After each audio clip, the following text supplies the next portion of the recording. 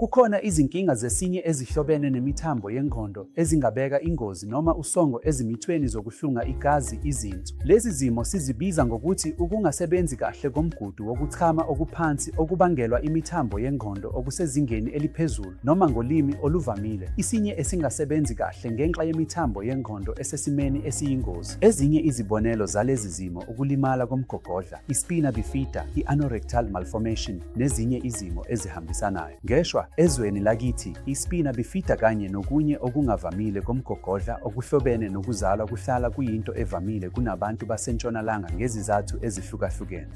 Asinayo i-folate supplementation. Asinakho ukuhlolwa okusemhlabeni wonke kwalaba besifazane abakhulelwe ukuze bathole izimo zemizwa, futhi yingakho kunokuvama okuphezulu kwespina bifida kubantu basendiya.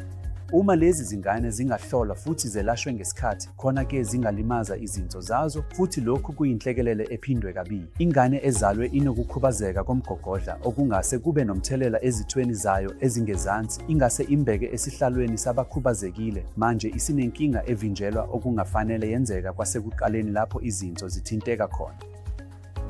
Kodwa-ke, uma lezi zingane zihlolwa futhi zelashwa ngesikhathi, kufanele kube lula njalo ukuvimbela ukulimala kwezinso kulezi zingane.